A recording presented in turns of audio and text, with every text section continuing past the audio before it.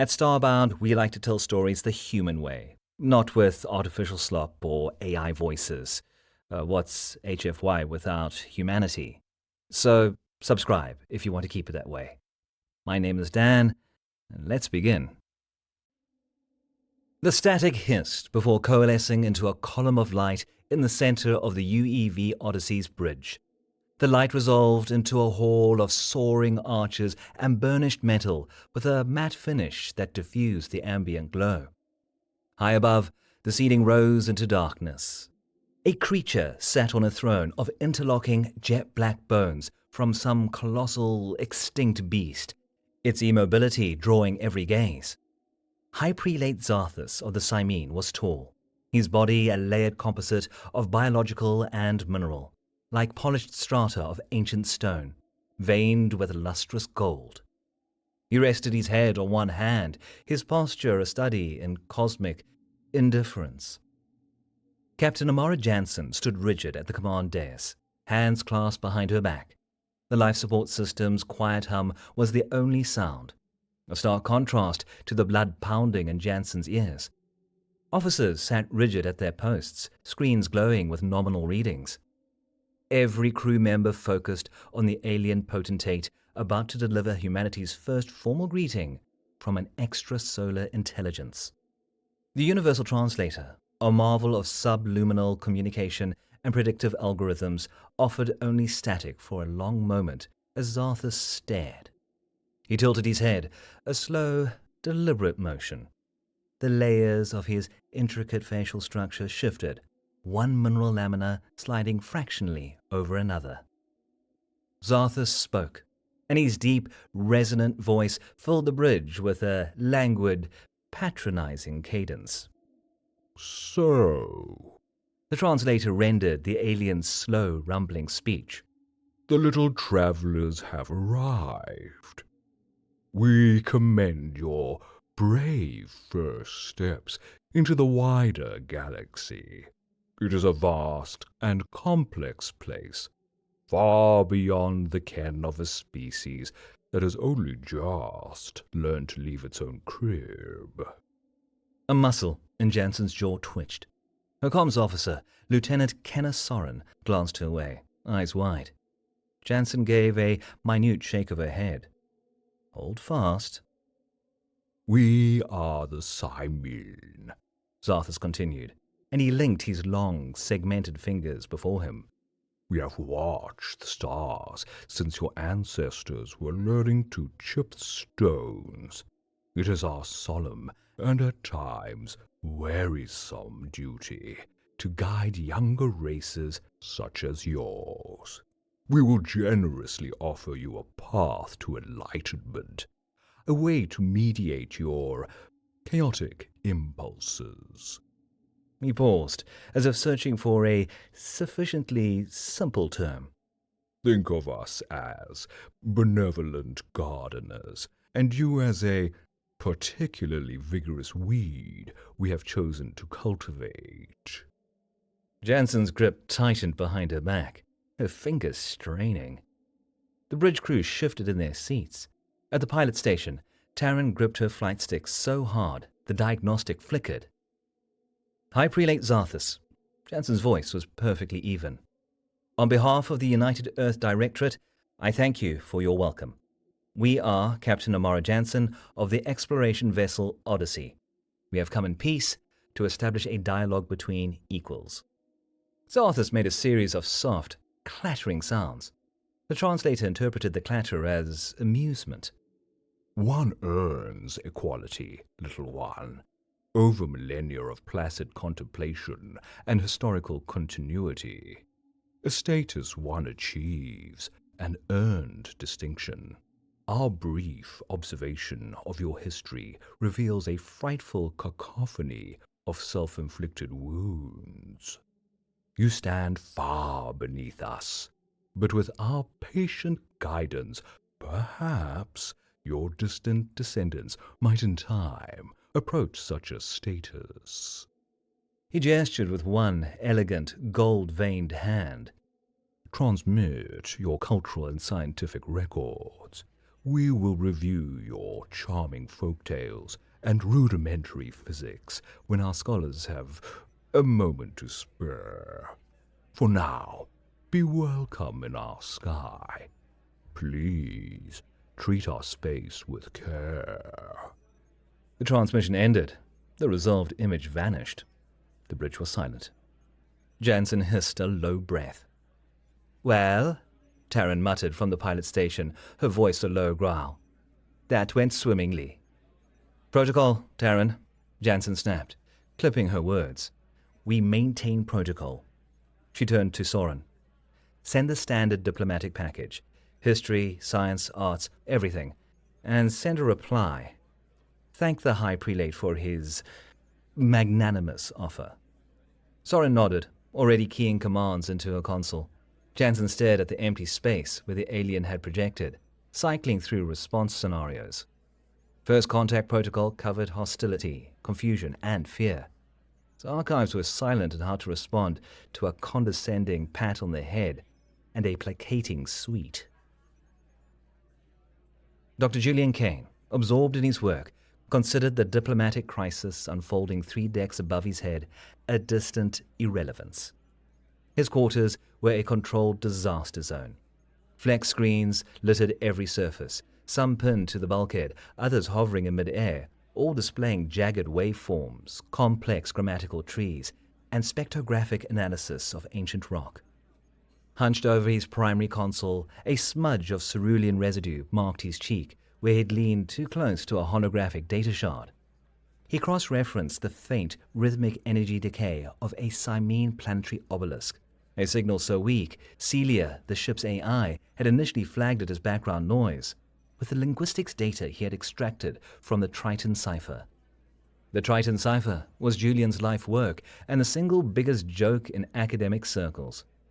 Discovered near Neptune's moon, the fist-sized laminar artifact contained patterned, resonant layers that, when scanned with a gravimetric laser, produced a complex, repetitive structure. The cipher's layered structure also produced microacoustic vibrations, a form of highly stable phonetic recording. Julian was one of a handful of scholars who believed it was a language, a theoretical language he called proto-galactic. Most of his peers dismissed the patterns as a complex but naturally occurring mineral vibration, a linguistic face on Mars. "Ah, it's the syntax," he mumbled to himself, tracing a luminous line on the screen. The stressful pattern matches. Isolate the glottal stop cluster." A calm, synthesized voice from the wall display broke his concentration. "Dr. Kane." Julian jumped, smacking his knee on the console's underside. "Celia, warning, please." "My apologies," the ship's AI said, her avatar a serene flowing waveform of light on his wall-mounted display. "I assumed the seismic event of humanity's first official conversation with an alien species might have captured your attention. I see I was mistaken." Well, was it interesting?" Julian asked, already turning back to his screen. "That is a subjective assessment. The Simene consider us amusingly underdeveloped. Captain Jansen is currently maintaining a composure so rigid I am running simulations on the tensile strength of the human spine." Julian grunted, focused again on his work. The diplomatic dance was Jansen's problem. He was here for the real history, the patterns buried beneath millennia of rock and silence. "She requests your presence on the bridge," Celia added. Why?" Her request was brief, and her tone suggested an urgent purpose.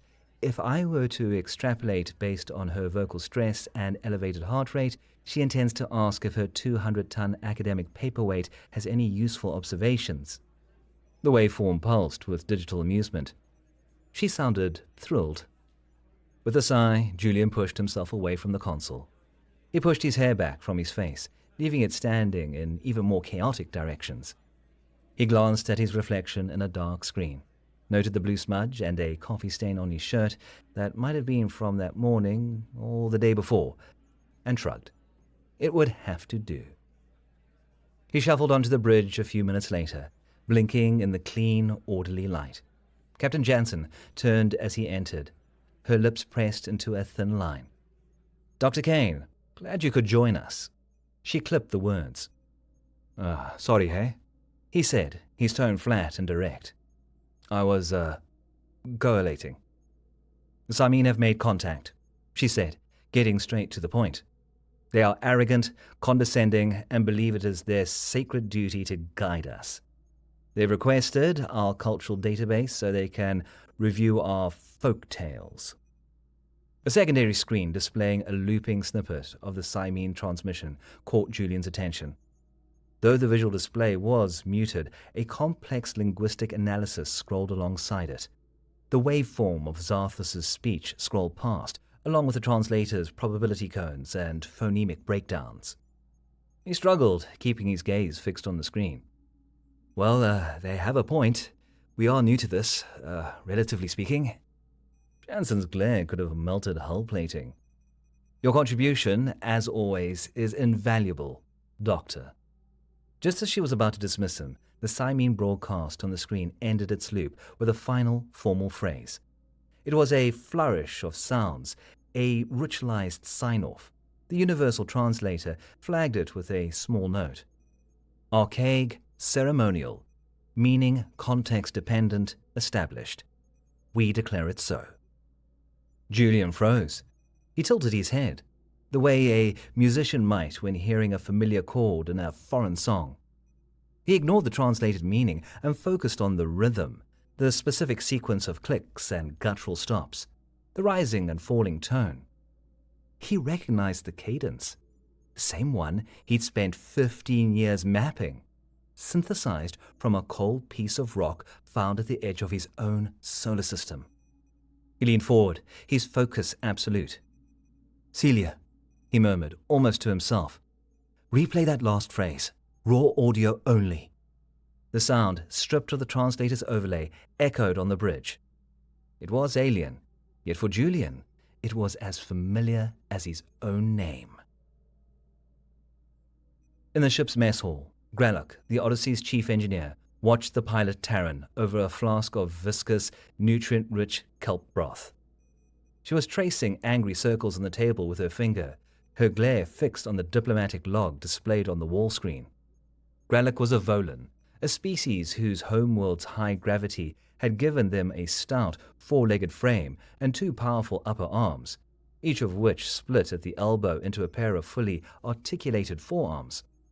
His people saw the universe as a grand, interconnected machine.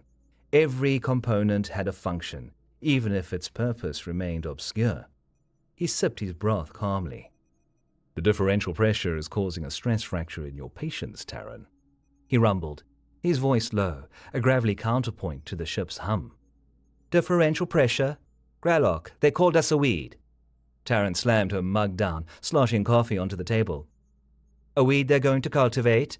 We spend decades building this ship, travel across half the quadrant, and for what? To have them tell us to sit in the corner and wait for the grown-ups to give us a cookie?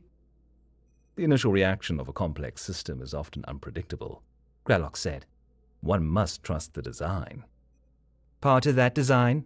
Taryn retorted, jabbing a thumb toward the ceiling in the general direction of the bridge. Is Professor spaced out? What's his function? Ballast? The man is an equation with no solution, just dead mass on the books. Gralloch considered this. He had seen Dr. Kane in the mess hall, staring at a flex screen so intent he'd once tried to salt his coffee. The Directorate had put him on the ship, so the system had a reason for his presence. He is a specialist, Gralloch stated. His purpose activates only when a specific set of parameters manifest. I'll bet you 100 credits his total contribution to this mission is 0, Taryn challenged as she narrowed her eyes. We'll go home with our tails between our legs, and he'll have spent the whole trip cataloging space dust. Gralloch stretched his wide, expressive mouth into what passed for a Volan smile. He enjoyed Taryn's outbursts. They were a refreshing counterpoint to the predictable function of the ship's engines. I accept your wager, he rumbled. I have faith in the system. Every part has a purpose. Taryn snorted, though she almost smiled. You're on, you big four-legged optimist. Easiest 100 credits I'll ever make. Over the next 3 shipboard days, the Siamese messages grew from condescending to insulting. With each transmission, Captain Jansen's patience frayed further. The Siamese received the Odyssey's data packet, containing the full breadth of human achievement from Shakespeare to space-time physics, from the Mona Lisa to the mapping of the human genome, with a polite, dismissive reply. "We have received your collection," the Siamese message stated, this time from a junior acolyte who sounded even more bored than Zarthus. "High Prelate Zarthus notes that your history contains contradictions, warfares, and cyclical regression. These are the markers of a species in its infancy. He suggests you focus on unifying your own philosophies before attempting to present them as a coherent whole. We will have our archivists review your art when they have a moment free from their more serious duties." Jansen ordered the bridge crew to take a mandatory 10-minute break after that transmission. The next day was worse. High Prelate Zarthus himself graced them with another transmission, this time to deliver what he called a foundational lesson. For 20 excruciating minutes, he explained the principles of orbital mechanics using metaphors involving a child throwing a ball. On the bridge of a starship that had just bent space-time to cross 300 light-years, the crew sat with rigid smiles plastered on their faces, listening to a lecture on physics a first-year cadet could have taught in his sleep. The final straw came on the 3rd day. Jansen, having exhausted every diplomatic nicety in the book, sent a firm, concise message. It stated that the United Earth Directorate represented a sovereign power seeking a partnership between equals.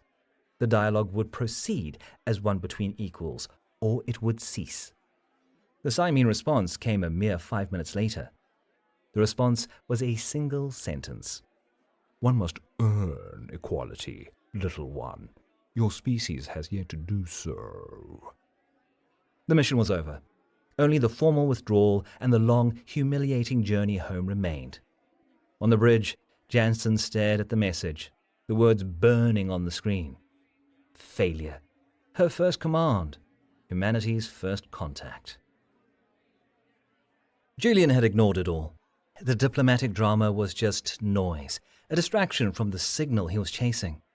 He'd requested and received all raw audio from the Siamese transmissions from Celia, who provided them silently, her waveform an impassive blue. He sat in his clustered quarters, the outside universe forgotten. He filtered out the translated content, stripped away the meaning to get the sound's raw structure. He ran the formal salutations and closings, the ceremonial phrases the translator struggled with, through every analytical program he had. And then he found it. "Celia," he whispered, his voice hoarse from hours of silence. "Run a comparative syntactical analysis. A Siamese ceremonial speech against proto-galactic grammar set alpha." "Running," the AI replied from the wall.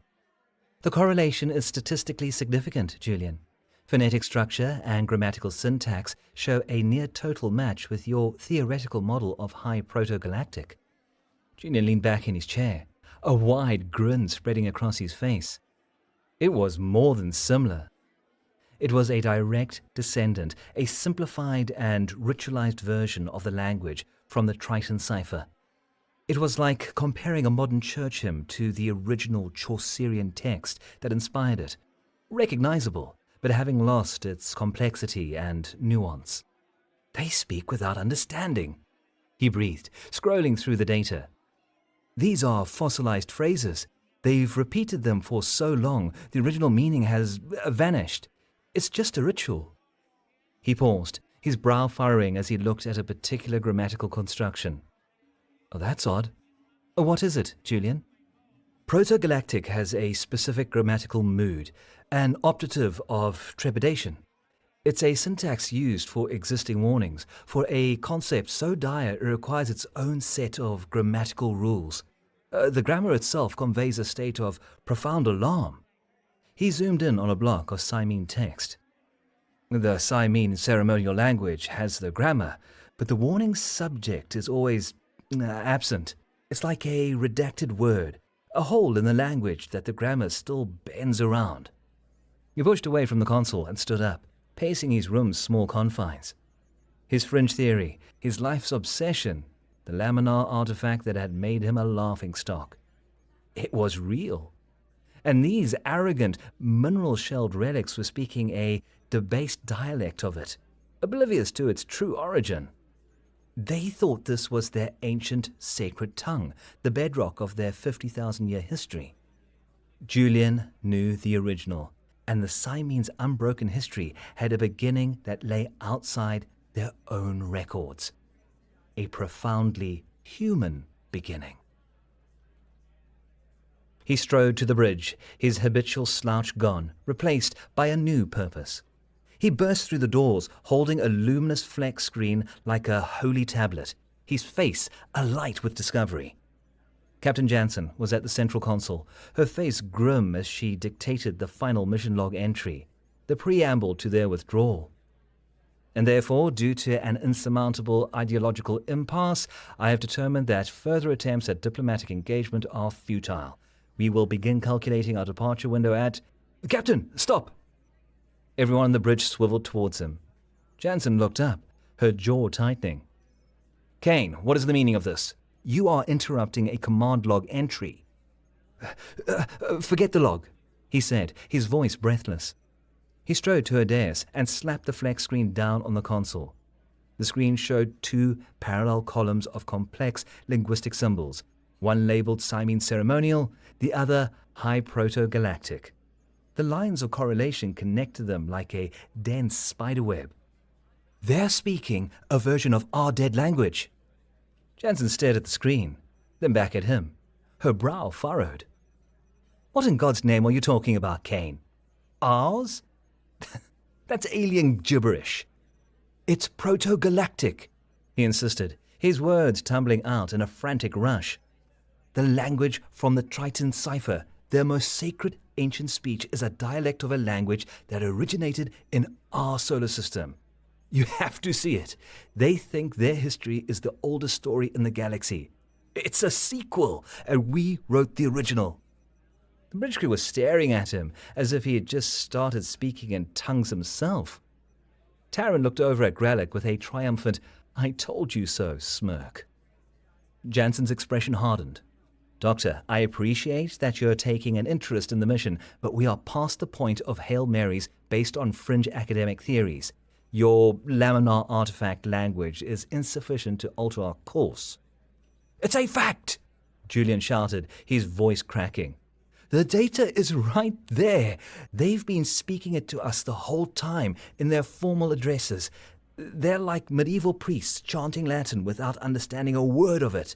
They revere the sounds, but they have forgotten the meaning. But I remember. I know what it means. He leaned closer and dropped his voice to an intense whisper. Let me talk to them. Let me speak to them directly. Just me. Let me speak to them in their own language. Jansen looked at him, then at the silent, expectant faces of her crew. Julian's eyes were wide, his expression pleading and fervent. The idea was insane, a fantasy. But then she looked at the main view screen, at the serene swirling clouds of the Siamese homeworld, a monument to her failure. They were leaving empty-handed. This was worse than empty-handed. She considered the lunatic's gambit. Celia, Jansen said, her voice quiet. Analysis. The AI's waveform pulsed on a side monitor.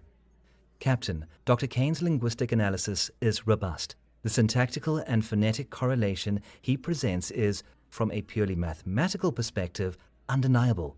His theory provides a potential exploit in the Siamese ideological foundation. The AI paused deliberately. Success is improbable. Failure under our current strategy is certain. A devastatingly logical assessment. Jansen closed her eyes for a second, weighing the options. Retreat in disgrace, becoming the captain who failed humanity's first contact, or take a desperate gamble on her oddball linguist. She opened her eyes and met Julian's gaze. Clear the bridge, she commanded. Everyone but Dr. Kane, now. The crew filed out, glancing back as they went. When the doors hissed shut, Jansen turned her full attention to Julian. "You get one chance, Kane," she said, her voice dangerously soft. "One transmission. You will open a channel to the high convocation, and you will say whatever it is you think you need to say. If this fails, if they laugh in our faces or just cut the feed, I will personally confine you to your quarters for the entire trip home. You will scrub this from the logs, and you will remain silent about your proto-galactic theory forever. Do you understand?" Julian nodded, his throat dry. "I understand." "Good," Jansen said. She activated the ship-wide comm. "Soren, back to the bridge. Open a directed, unshielded channel to the high convocation. Direct feed, no filters, route primary audio input to the linguistics station." In the comms alcove, Soren replied, her voice hesitant. "Captain, to Dr. Kane's station." "You heard me, Lieutenant," Jansen said. "Do it." Julian felt the pressure mount as he sat at his station, now the focal point of the entire bridge. Jansen stood behind him, a silent presence. He was more than translating. He was composing. The words had to be perfect, both grammatically and culturally. There had to be a key sliding into a lock the Simene had forgotten existed. He decided on a formal greeting, an ancient construction preserved on the Triton cipher. But he needed more than fluency. He needed proof, a linguistic artifact beyond denial. He found it in a fragment of text describing celestial phenomena. "Celia," he murmured, rehearsing the alien phonemes under his breath. "The word for ocean tide. What are the odds the Simene have a native concept for it?" "Negligible," the AI replied instantly. "Cimea remains tidally locked to its star. The planet orbits without a moon of sufficient mass to create significant tidal forces. The oceans are placid.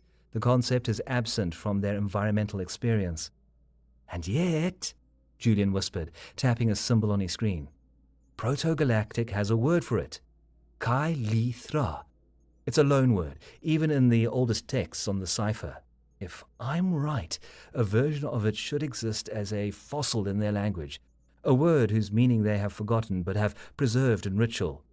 It's the proof, a word for a tide on a tideless world."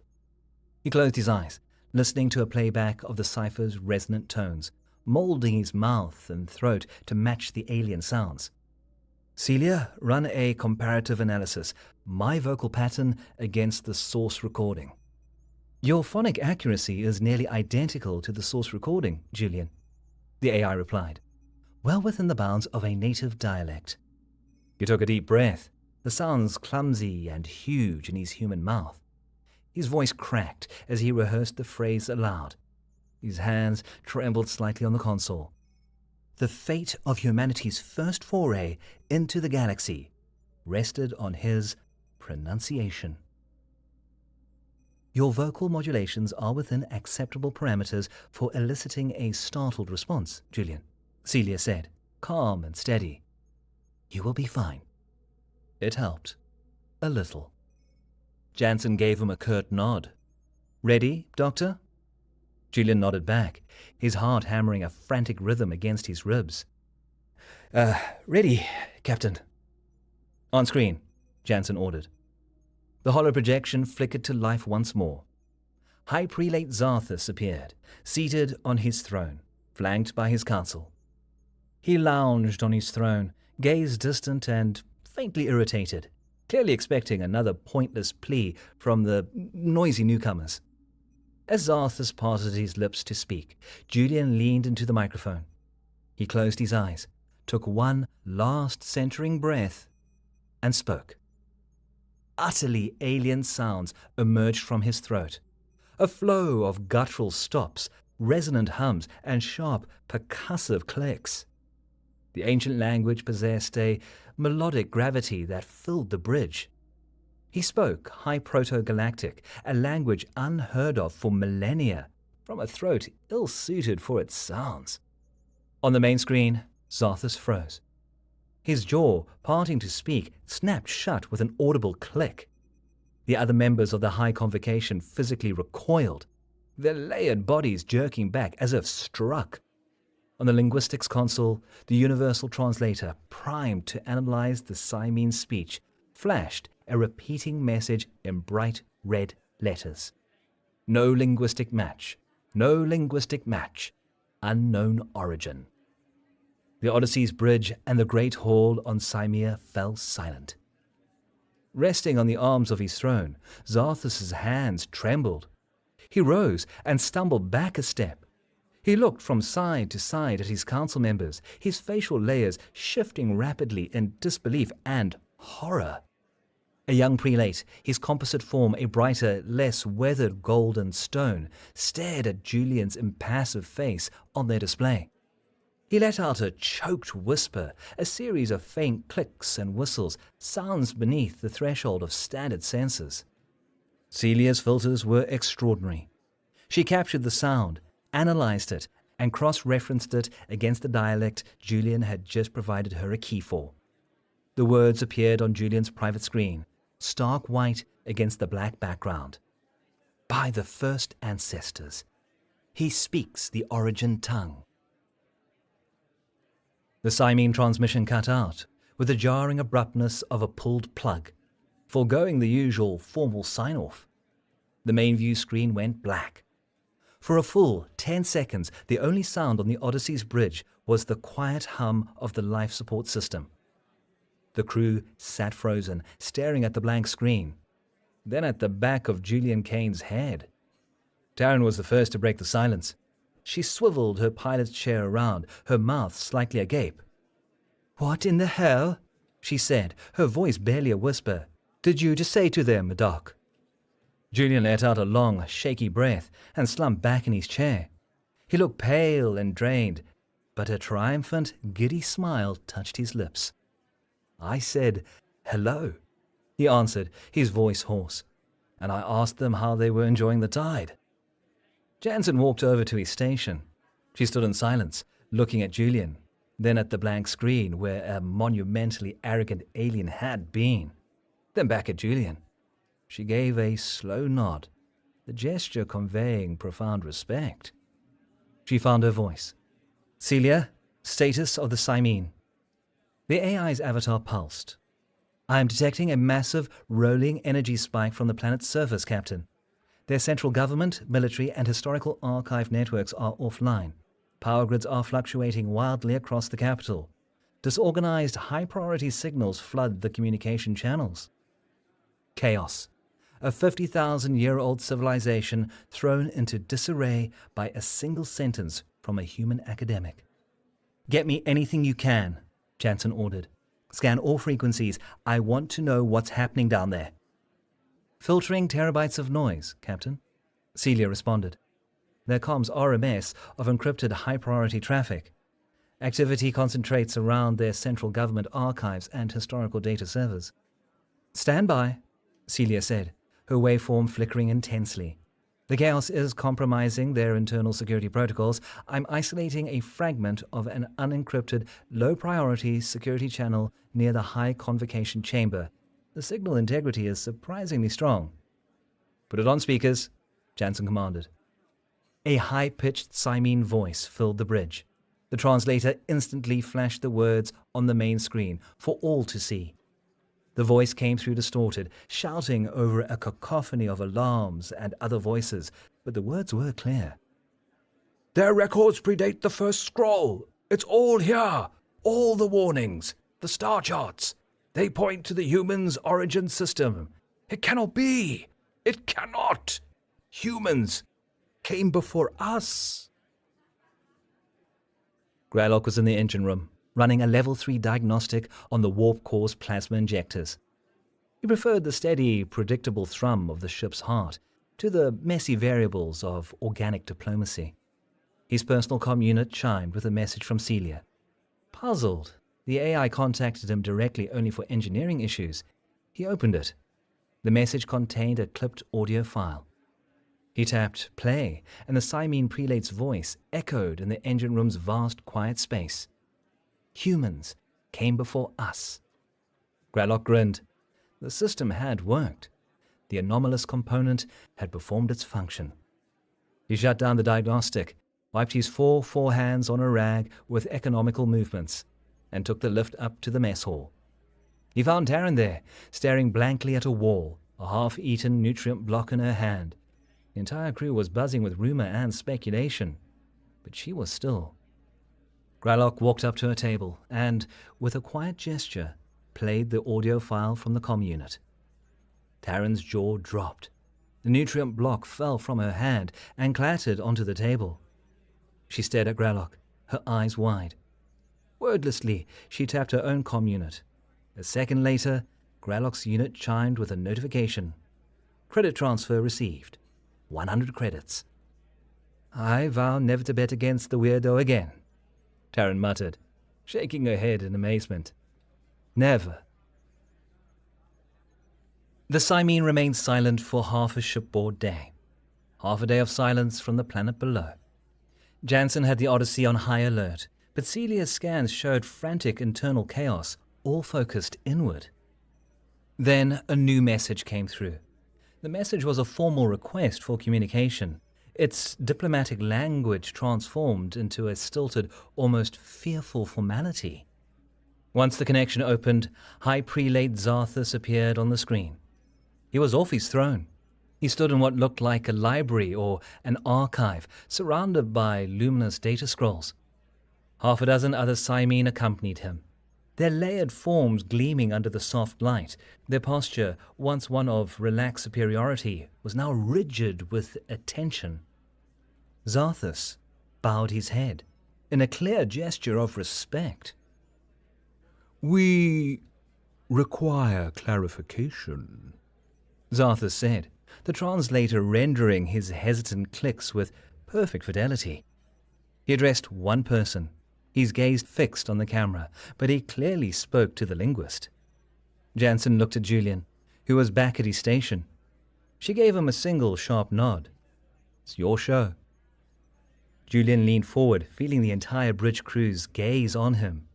Jansen stood behind his chair. He was now the de facto ambassador for the human race. I am here, High Prelate, Julian said, his own voice steady through the ship's comms. Zarthus seemed to flinch at the sound of the human tongue. Who are you? He asked, the question direct. Where did you learn the origin tongue?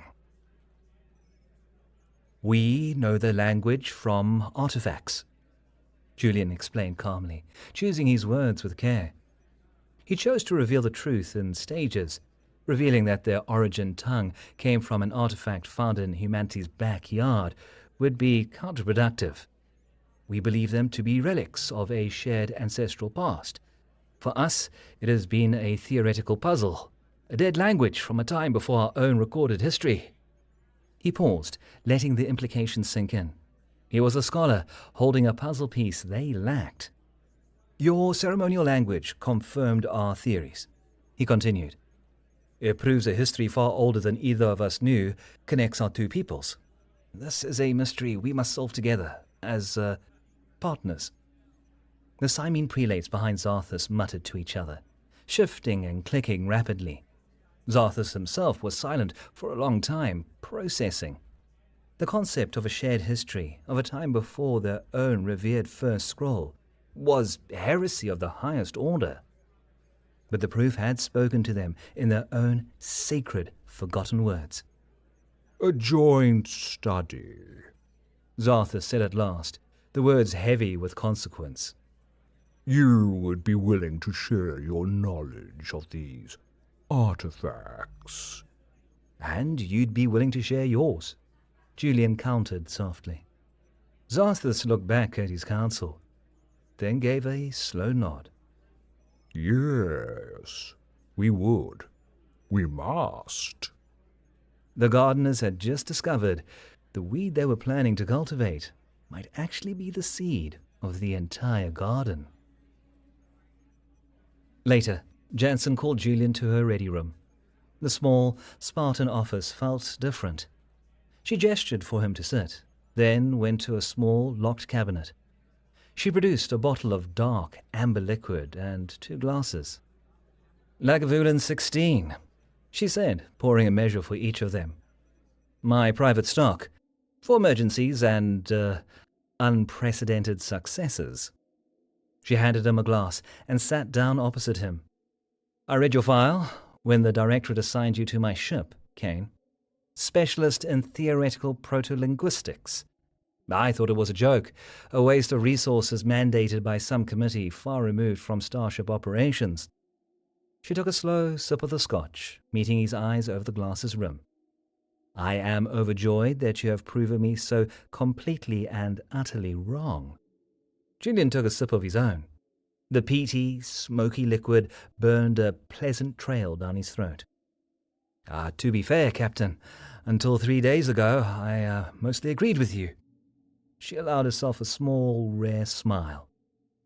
Well, you've earned your place, Doctor, and then some. They sat in silence, sharing the drink. Julian Kane, the oddball academic, belonged. The data exchange began. The Simene, with the zealous fervor of a people who had just discovered their holiest texts were incomplete, flooded the Odyssey servers with their most ancient secret archives. Tens of thousands of years of recorded history, philosophy, and science poured into Julian's systems. He worked around the clock, fueled by coffee and the thrill of discovery. A secure comlink joined him with the Simene's chief historian, a prelate named Ceres. She was ancient, even for Simene, her composite form worn smooth with age, the gold veins faint, and her knowledge of her people's past was encyclopedic. Julian's fluency in the nuances of high proto-galactic erased her initial skepticism. Together, they sifted through the millennia. They found star charts in the oldest texts, charts that were indecipherable from the Simene's position in the galaxy. But when Julian reoriented them from Sol at the center, they snapped into perfect focus. They found biological terms that seemed to describe mammalian life, concepts utterly alien to the Simene's lithobiology. "The word you used," Ceres said during one session, "Kalithra, for the tide. It exists in our language, in a fragment of the fourth scroll of Origin. Our scribes have debated its meaning for ages. The translation was always the cosmic breath or the rhythmic sigh of creation. A poetic metaphor. It never occurred to us it might have had a literal meaning." "It was the key," Julian admitted. "The one piece of evidence that was undeniable." "It was the crack in the foundation of our world," she corrected him, her tone gentle. Deeper they dug, into texts so old the Simene themselves considered them more myth than history. And there they found a reoccurring symbol, a stylized depiction of a spiral galaxy, much like their own. But in an outer arm, a single star system showed only blackness. The text surrounding it used the strange archaic grammar Julian had noticed before, the optative of trepidation, the grammar of profound alarm. "What does it say?" Julian asked, leaning closer to his screen. "The translation is difficult," Ceres replied. "We have lost the context, but the name of the entity associated with this warning, it translates roughly as the Silencers." Jansen's report to the United Earth Directorate was the single most explosive document in human history. The initial response from Earth was a flurry of queries, each more urgent than the last. Jansen answered them all, attaching Julian's preliminary findings and Celia's recordings of the Simene's communication. A new set of orders came through less than a day later, officially and radically altering the UEV Odyssey's mission parameters. The Directorate authorized direct engagement for this unique case. Their new objective: to conduct a joint investigation with the Simene into their shared history under the primary guidance of Dr. Julian Kane. Jansen gathered the entire crew on the bridge to make the announcement. "As of 0800 hours today, our mission is more than simple first contact," she said. "We are now partners in the single greatest historical investigation ever undertaken. Our orders are to work with the Simene to unlock a past that connects both our species. Dr. Kane will be leading this effort. She looked over at Julian, who was standing near the linguistic station. For the first time since he'd come aboard, he was standing tall, his shoulders back. He looked like a man who had found his exact purpose in the universe. Jansen felt a surge of pride. This was her crew, her ship, and they had just rewritten the history of the galaxy. The ultimate gesture of trust came a day later, a formal invitation from High Prelate Zarthus. He invited Julian Kane and a small human delegation to be the first outsiders in recorded history to set foot on their homeworld. In the invitation, the Simene had ceased to refer to Julian as the human linguist, or even the honored linguist. They had given him a new official title, one their scribes were already entering into their hallowed archives. They called him the Speaker of Origin. Jansen and Julian accepted immediately. This was it, the first real step toward a genuine alliance, a relationship built on a shared, profound mystery. The shuttle ride down was silent. Julian, Jansen, and a two-person security detail watched as the Simene capital city resolved on the view screen. A city of soaring, graceful towers that seemed grown rather than built, connected by elegant, arching bridges. They landed on a wide platform at the tallest spire's base. A full honor guard of Simene soldiers, their composite forms polished to a mirror shine, stood in silent, respectful formation. At their head stood High Prelate Zarthus. As Julian and Jansen walked down the shuttle ramp, Zarthus stepped forward. He lowered his head and torso in a deep, formal bow, a gesture of profound deference. And Julian saw the other Simene in the honor guard shift, a subtle, collective ripple of shock. The leader of their entire civilization was bowing to an alien, to a human. Zarthus straightened up. In place of fear and arrogance, a deep, burning curiosity met Julian's gaze. "We have much to discuss, Speaker," he said, his voice now a quiet rumble of respect. "A history hidden for too long." They led Julian to the place he most wanted to be, the Simene's grand library, a cavernous, circular room lined from floor to ceiling with luminous data scrolls. The air was still and reverent. Ceres, the historian, was waiting for him. She gestured towards the room's center, where a holographic projection of the ancient star chart hung in the air. The blacked-out star system pulsed with a faint, dark light.